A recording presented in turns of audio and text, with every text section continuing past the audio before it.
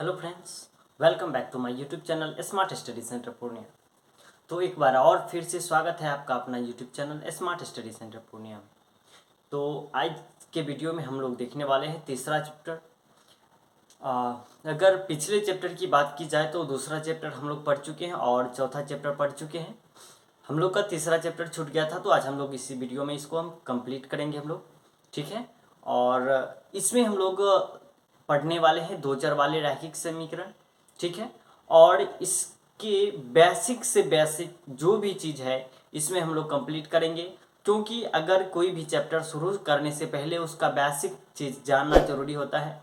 किसी आदमी से आपका इंट्रोडक्शन हो रहा है तो उसके बारे में अधिक जानकारी होना आवश्यक होता है, तो ही उसको आप करीब से जान सकते हैं। करीबी से जानने के लिए उसके बारे में हर एक चीज़ आपको पता लगाना होता है।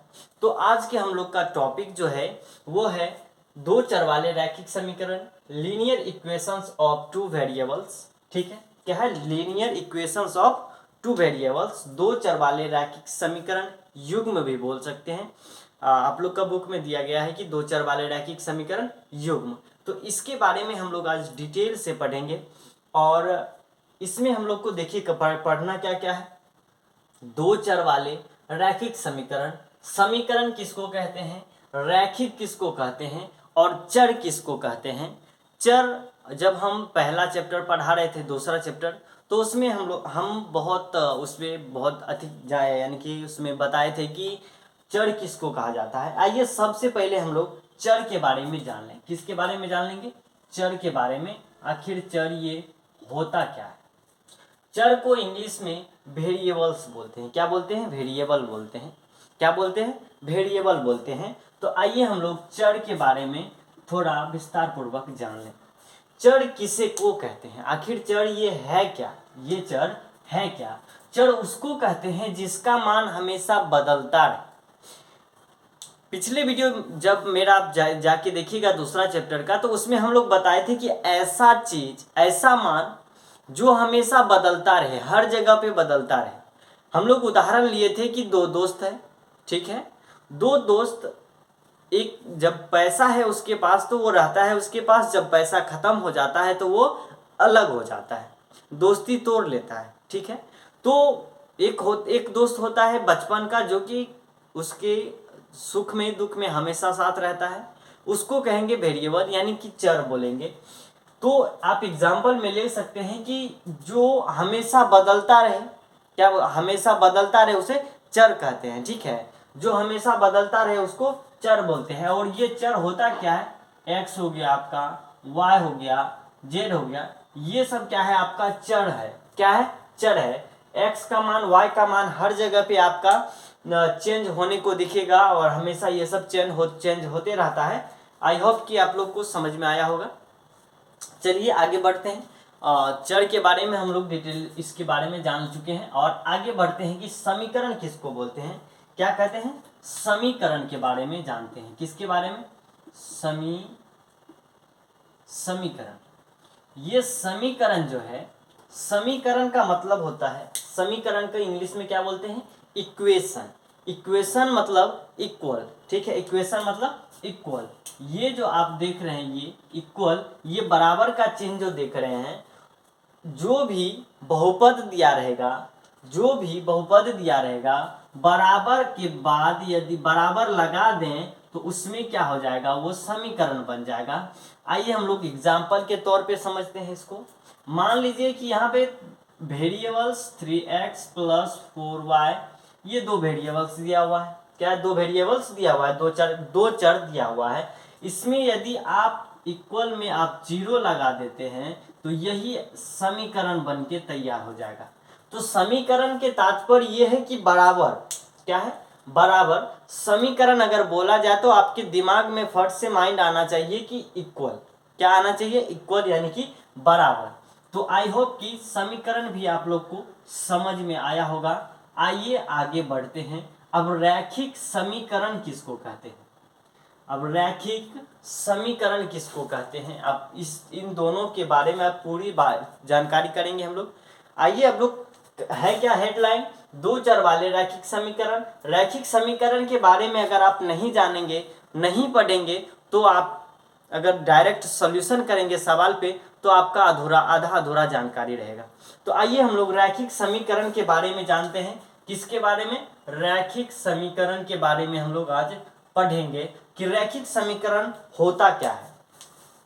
याद कीजिए कि क्लास 9th में आप लोगों को रैखिक समीकरण उसमें पढ़ाया गया होगा और उसमें सिर्फ एक चर दिया गया था। क्या है? एक चर दिया गया था और आपको एक ठो लाइन आपको ग्राफ में खींचना था। एक समीकरण था, उसमें आपको एक ठो लाइन खींचना था। ठीक है, इस टाइप का आपका दिया गया होगा और इससे दो बिंदु निकालना है और इससे एक ग्राफ खींचना है। तो इस टाइप से आपको 9th क्लास में बताया गया होगा और हम लोग 10th क्लास में इसको विस्तार पूर्वक जानेंगे।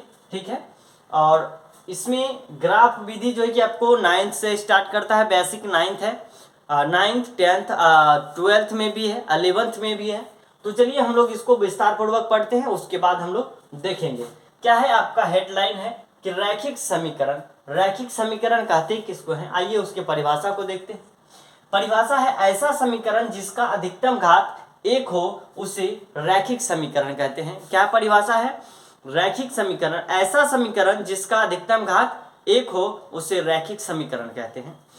आइए इसका हम एग्जाम्पल के तौर पे समझते हैं आखिर ये होता किस रूप का है।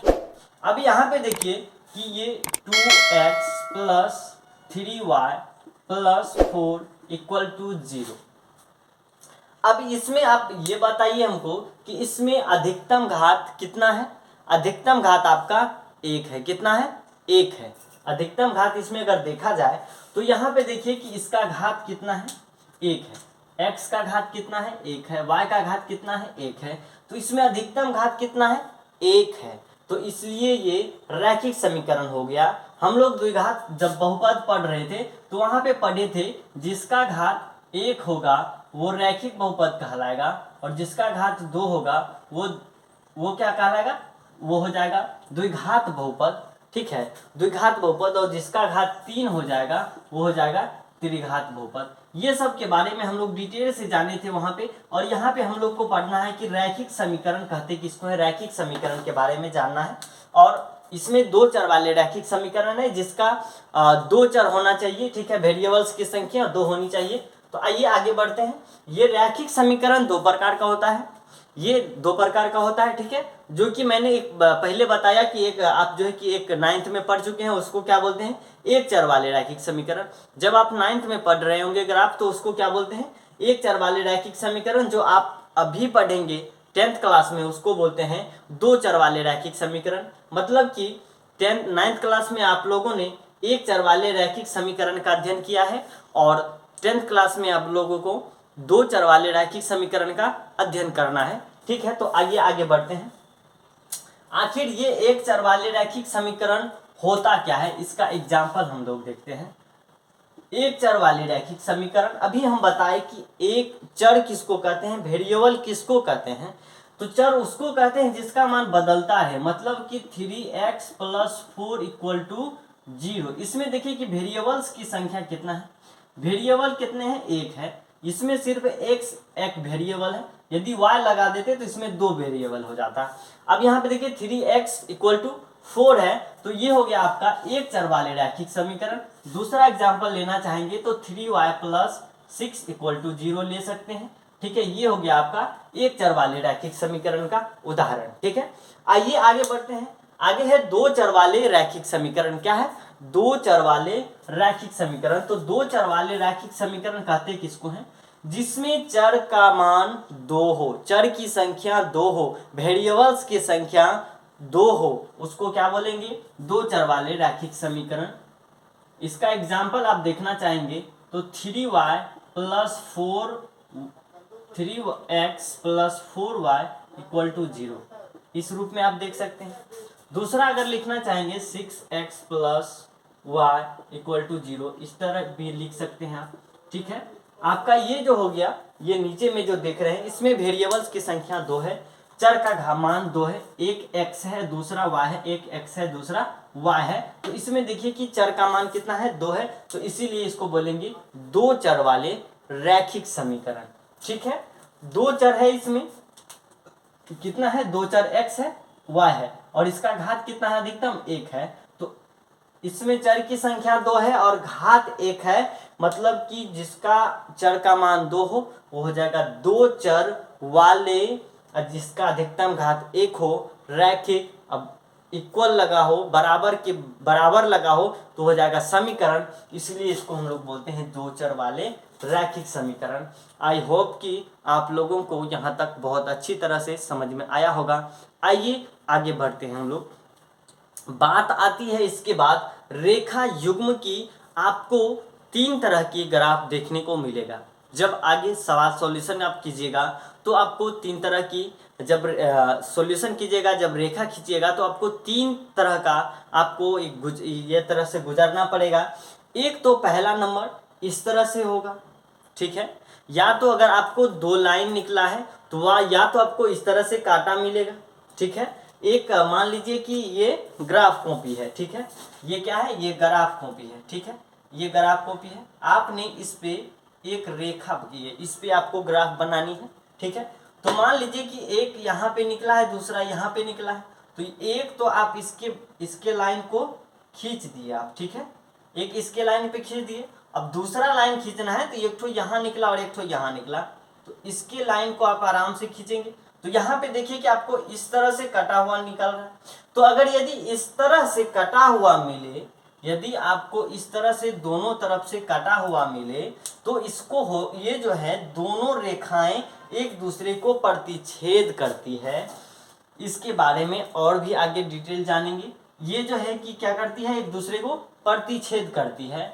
अब दूसरा केस ये आता है, ये हो गया आपका पहला केस, ठीक है, ये हो गया पहला केस। दूसरा केस ये आता है कि आपको दोनों रेखाएं समांतर मिलेगी। समांतर उसको कहते हैं जो एक दूसरे को कभी ना काटे, ठीक है, जो एक दूसरे में कभी नहीं स्पर्श हो, उसे समांतर कहते हैं। एग्जाम्पल में आप लिख सकते हैं ट्रेन का पटरी, जो कि जहां भी नापिएगा उसको मापना है तो वो समान दूरी पे रहता है। अगर समान दूरी पे नहीं रहेगा तो कभी भी ट्रेन पलट सकती है। तो यहाँ पे देखिए कि क्या है, एक दूसरे का समांतर है। दूसरा केस में आपको ये मिल सकता है कि दोनों रेखाएं एक दूसरे के समांतर है। क्या है, एक दूसरे के समांतर है। तीसरा केस आपका ये मिल सकता है कि जब आप ग्राफ खींचेंगे तो दोनों लाइन जो है कि आपको एक ही बिंदु पे मिल जाएगा। कोई समीकरण आपका निकल के आया तो वो क्या होगा कि दोनों एक ही लाइन पे आपका मिल जाएगा। जैसे एग्जांपल के तौर पे आप देख सकते हैं, मान लीजिए ये ग्राफ खींच रहे हैं आप, पहला समीकरण का मान निकला है 2 3, ठीक है, और 3 4, ठीक है, और दूसरा समीकरण का मान निकला है 2 3 और 3 4, ठीक है। तो पहला समीकरण का मान ये है आपका और दूसरा समीकरण का मान ये है। तो पहला समीकरण ये जो है बिंदु निकला है 2 3, मान लीजिए 1 2 3 1 2, ठीक है। x का मान 2 है तो ऊपर जाएंगे और y का मान 3 है तो यहाँ पे आएंगे, ठीक है, और 3 2 है 3, और यहाँ पे क्या है, यहाँ पे आएंगे 2 है। तो ये इस तरह से आपका ये ग्राफ हो जाएगा, ठीक है। अब इसमें भी दूसरा समीकरण में भी आपका वही निकल के आया है 3 2, तो यहाँ पे आ जाएगा, और 3 4 तो यहाँ पे आ जाएगा। तो दोनों एक ही बिंदु पे स्पर्श कर रहा है, दोनों एक ही रेखा पे मिल रहा है। तो इस स्थिति में हम लोग बोलेंगे दोनों रेखाएं परस्पर समपाती है। जब एक ही बिंदु पे हो, जब एक ही बिंदु, दोनों समीकरण का एक ही बिंदु निकले, तो उस तरह के केस में हम लोग बोलेंगे कि दोनों रेखाएं परस्पर समपाती है। आई होप कि आप लोगों को यहाँ तक समझ में आया होगा। आइए हम लोग इसके जो भी है ये तीनों हम लोग केस देखें। केस नंबर आप 1 देखें, 2 देखें और 3 देखें।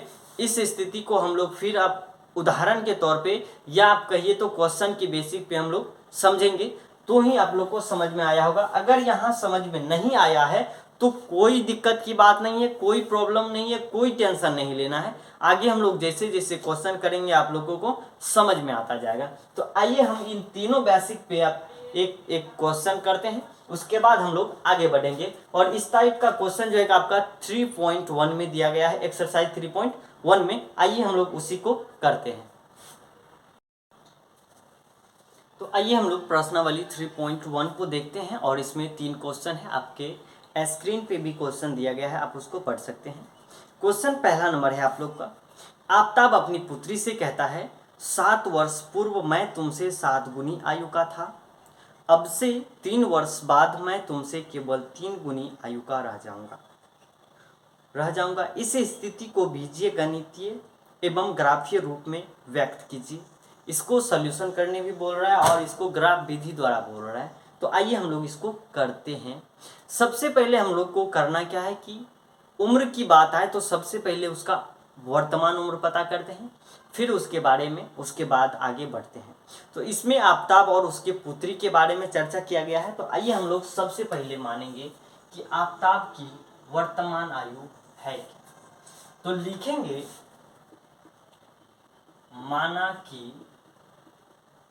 माना कि हम लोग को यहाँ तक लिख चुके हैं। सबसे पहले क्या लिखना है कि माना कि आफताब की का वर्तमान आयु x वर्ष, और दूसरा वाक्य लिखना है उसके पुत्री की वर्तमान आयु y वर्ष है।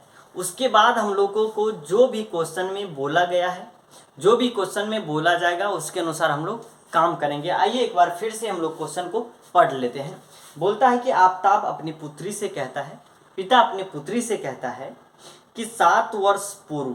इसमें देखिए कि 7 वर्ष पूर्व मतलब कि 7 वर्ष पूर्व यानी कि पहले की बात की गई है। तो उस केस में हम लोग क्या करेंगे, सबसे पहले हम लोग उसके बारे में जान लेते हैं। देखिए यहाँ पे क्या बोल रहा है कि 7 वर्ष पूर्व यानी 7 वर्ष पहले, 7 वर्ष पहले की बात आई है। तो वर्तमान आयु अभी x वर्ष है, तो 7 वर्ष पहले कितना आयु का होगा, तो x माइनस 7 आयु का होगा।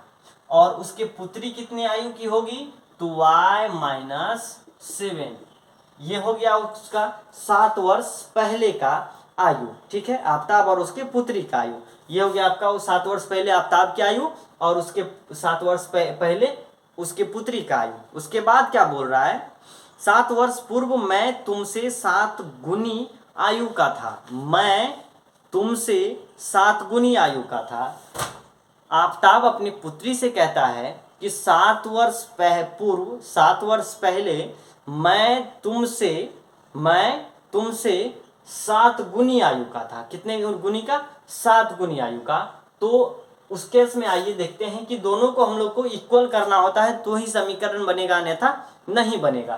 तो यहाँ पे देखिए क्या बोलता है कि पिता कहता है अपनी पुत्री से मैं तुमसे 7 गुनी आयु का था 7 वर्ष पहले।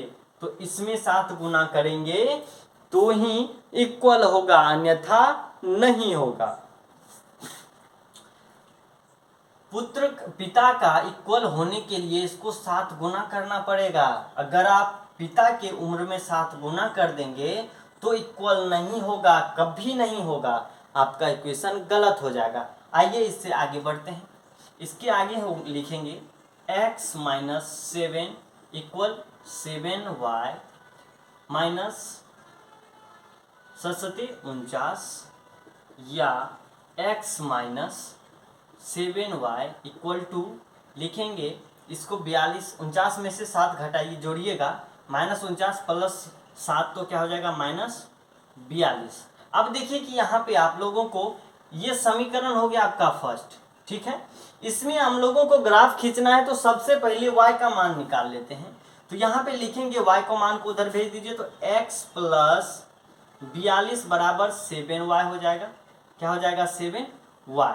तो y बराबर क्या निकल के आ जाएगा, x प्लस 42 बटे क्या निकल के आ जाएगा 7। ठीक है, ये आपका y का मान हम लोग निकाल चुके हैं। ठीक है, ये हो गया समीकरण आपका फर्स्ट। क्या है, समीकरण आपका फर्स्ट। आइए लिखेंगे पुनः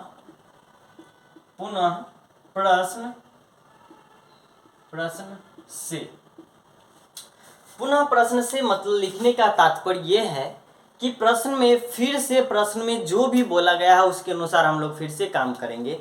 तो आइए एक बार फिर से क्वेश्चन पढ़ेंगे। पहला तो केस हम लोग का निकल के आ चुका है। दूसरा बार क्या बोलता है, अब से मतलब वर्तमान उम्र से 3 वर्ष बाद 3 वर्ष बाद मतलब 3 वर्ष आगे मैं तुमसे 3 गुनी आयु का रह जाऊंगा। ठीक है, तो क्या बोलता है 3 वर्ष बाद, तो x अभी वर्तमान है तो 3 वर्ष पहले बाद कितना हो जाएगा x प्लस 3, और उसके पुत्री की वर्तमान आयु अभी यदि y है तो 3 साल बाद कितना बड़ी हो जाएगी, तो 3 साल बड़ी, 3 साल बाद इतना हो जाएगा। उसके बाद हम लोग को इक्वल करना है, तो बोलता है कि 3 वर्ष बाद मैं तुमसे 3 गुनी आयु का रह जाऊंगा, तुमसे 3 गुना हो जाऊंगा। ठीक है, तब तुम मेरे बराबर आ जाएगी, जब तुम्हारा एज में 3 गुना हो जाएगा तो मैं तुमसे बराबर हो जाऊंगा। ठीक है, यहाँ पे आप इसको सोल्यूशन कर सकते हैं आप, या x plus 3 equal to 3y plus 9। ठीक है, x इक्वल टू x, इसको लेके चले आइए plus 3 minus 9 equal to 3y। आइए समीकरण के पहले रूप में लिख लेते हैं, x minus 3y equal two plus 6, ये हो गया आपका समीकरण सेकेंड। अब इसमें भी y का मान निकाल लीजिए, तो x minus 6 equal to 3y। यदि y का मान निकालना चाहेंगे तो x माइनस 6/3 हो जाएगा, आपका y का मान निकल जाएगा। ठीक है, अब देखिए कि यहाँ पे हम लोग का समीकरण निकल के आ चुका है। उसके बाद क्या बोला गया है कि बीजीय गणित द्वारा इसको सॉल्व करना है और ग्राफ विधि द्वारा भी इसको सॉल्व करना है। तो आइए इसको जो है कि हम लोग ग्राफ की विधि द्वारा सॉल्व करते हैं। यहाँ पे ग्राफ विधि द्वारा सॉल्व करने के लिए आपको एक समीकरण का कम से कम 2 बिंदु मालूम होना चाहिए, तो ही आप ग्राफ खींच सकते हैं। एक लाइन खींचने के लिए आपको 2 बिंदु की जरूरत पड़ेगी। यदि आपको एक रेखा खींचना है तो उसमें आपको 2 बिंदु की जरूरत पड़ती है, तो ही आप उसकी रेखा खींच सकते हैं, अन्यथा नहीं खींच सकते हैं। तो एक रेखा खींचने के लिए कितने बिंदु की आवश्यकता है, तो 2। ये आपको ऑब्जेक्टिव में भी पूछा जा सकता है। आइए हम लोग इसके x और y का मान निकालते हैं, वो भी 2। यहाँ पे देखिए, यहाँ पे x है, यहाँ पे y का मान लिखेंगे। ठीक है, कितना कितना लिखेंगे, 2 मान लिखेंगे। तो ये बड़ा ज़्यादा बड़ा खटोला बनाने से कोई फ़ायदा नहीं है। जब घर में आदमी ही नहीं है तो ज़्यादा कमरा बना के क्या फ़ायदा होगा, जब गेस्ट भी नहीं आता है। आइए यहाँ पे देखिए कि हम लोग को मान निकालना है। क्या निकालेंगे, यदि x का मान आप कुछ भी रखिए y का मान निकल जाएगा। यहाँ पे देखिए कि x का मान यदि आप 0 रखते हैं, क्या रखते हैं आप, इस x का मान 0 रखते हैं, x का मान 0 रखते हैं, तो x 0 में, जब 42 में 0 जोड़िएगा तो 42 होगा, और 42/7 कीजिएगा तो आपका निकल के आ जाता है कितना, 6। कितना निकल के आता है, 6। कितना निकल के आता है, 6।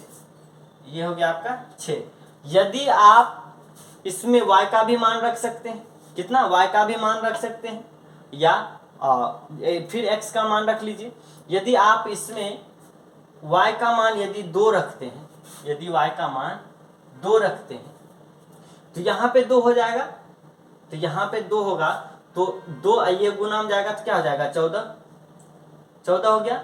इक्वल में देखिए क्या बचा, x प्लस 42 उधर जाएगा तो क्या हो जाएगा, माइनस में। तो मतलब कि 42 में आपको 14 प्लस करना है, क्या करना है, ऐड करना है। तो क्या हो जाएगा, उसके 28 निकल के आ जाएगा। क्या निकल के आ जाएगा, 28 निकल के आ जाएगा आपका। तो यहाँ पे क्या हो जाएगा, 28। यहाँ तक आप लोगों को क्लियर है। तो देखिए यहाँ पे हम लोग 2 बिंदु निकाल चुके हैं। क्या निकाल चुके हैं, 2 बिंदु निकाल चुके हैं। ठीक है, और आगे हम लोग निकालेंगे, इसमें दूसरा बिंदु निकालेंगे। आइए इसके बारे में चर्चा करते हैं। अब इसमें हम लोग x और y का मान 2 निकालेंगे। ये हो गया आपका x और ये हो गया y।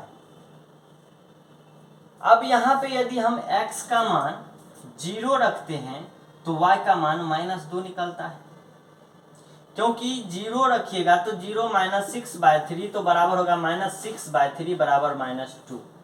यदि आप x का मान लीजिए सपोज दैट कि 3 रखते हैं, तो यहाँ पे 3 - 6/3 तो हो जाएगा -3/3 इक्वल टू -1, तो हो जाएगा -1। तो आइए हम दोनों समीकरण का 2 मान निकाल चुके हैं, और इसके आगे हम लोग इसका ग्राफ खींचेंगे। क्या खींचेंगे, ग्राफ खींचेंगे। आइए इसका हम लोग ग्राफ खींचते हैं, ठीक है।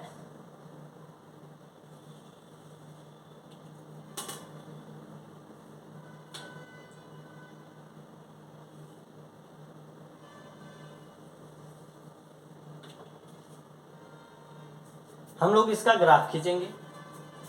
तो यहाँ पे जब भी लेना है आप लोगों को तो समान लेना है, इक्वल लेना है, दूरी क्या लेना है, इक्वल लेना है।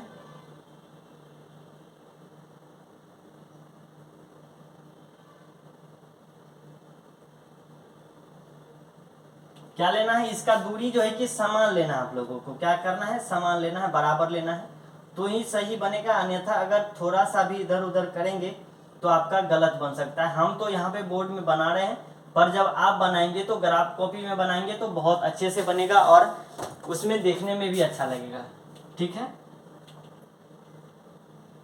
अब यहाँ पे देखिए कि पहला का क्या है, 0 और 6। आइए हम लोग लिख लेते हैं। यहाँ पे होगा 1 2 3 4 5 6 7 8। इसमें होगा -1 -2 -3 -4 -5 -6। यहाँ पे होगा -1 -2 माइनस, यहाँ पे हो जाएगा -3 -4 -5, ठीक है, -6 -7 -8, ठीक है। जगह कम होने के कारण हम लोग इसको छोटा छोटा लिए हैं, ठीक है। अब यहाँ पे देखिए क्या है कि 0 और 6 है। x का मान आपका 0 है और y का मान 6 है, ऊपर जाएगा 1 2 3 4 5 6। यहाँ है x का मान 0 और y का मान 6, तो ये आपका पहला बिंदु हो गया यहाँ पे। दूसरा केस में क्या आता है, दूसरा केस में आता है कि x का मान आपका 28 है और y का मान 2 है। x का मान आपका इधर जाएगा 28 और y का मान 2 है। तो मान लीजिए कि कुछ आगे दूर जाके 28 यहाँ पे आता है, 28 आपका यहाँ पे आता है, ठीक है। तो यहाँ पे मान लीजिए यहाँ पे 1 2 यहाँ पे आ जाएगा। तो इसमें आप जब दो बिंदु निकल के आ चुका है तो हम लोग एक रेखा खींच सकते हैं, ठीक है। तो इस पे आप लोगों को एक रेखा खींच लेना है। क्या करना है, एक रेखा खींच लेना है, ठीक है। सीधा रेखा खींच लेना है। एक रेखा खींच चुके हैं हम लोग। यहाँ पे है 0 और 6 और यहाँ पे है 28 और 2, ठीक है। अब आइए दूसरा खींचते हैं, 0 और -2। x का मान 0 है और y का मान क्या है, -2 है। x का मान 0 है, y का मान -2 है, नीचे है, यहाँ पे आया। और उसके बाद क्या है, x का मान 3 और y का मान -1। x का मान 3, y का मान -1, तो आपका यहाँ पे आ गया। अब इसको फिर से आप लोग इसको मिला देना है। क्या करना है, मिला देंगे। तो ये देखिए कि आप लोगों को एक चीज नजर में आ रहा होगा कि ये जो है कि एक दूसरे पर प्रतिच्छेद कर रहा है।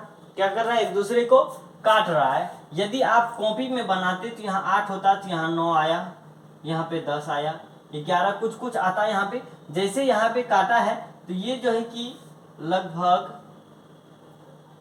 4 के सामने काटा है। क्या चीज के सामने, ये 4 के सामने काटा हुआ है शायद, या तो आप देख लेंगे। अगर ग्राफ में खींचेंगे तो इक्वल होगा वहां पे, ठीक है। वहां पे निकलेगा, ये जो भी यहाँ से मान निकलेगा वही भी जब x और y का मान निकलेगा यहाँ पे, और जो निकलेगा मान x का मान जो भी होगा और y का मान जो भी होगा, जब x का मान जो होगा, x का मान लीजिए सपोज कीजिए कि आपको 20 निकला है और y का मान यहाँ पे 3 निकलेगा, ठीक ना, 3 निकलेगा। तो इस तरह से आपका निकलेगा, ठीक है। तो जो होगा x का मान वो होगा आपका आफताब का वर्तमान आयु, और y का मान जो भी निकलेगा वो होगा आपका उसके पुत्री का वर्तमान आयु। वो जो है कि आपको लोग जब ग्राफ कॉपी पे खींचेंगे तो आप लोगों को अच्छी तरह से बन जाएगा। तो इसको जो है कि आप लोगों को क्या करना है, ग्राफ कॉपी पे खींचना है, फिर आप लोगों को मतलब आगे ये करना है, ठीक है।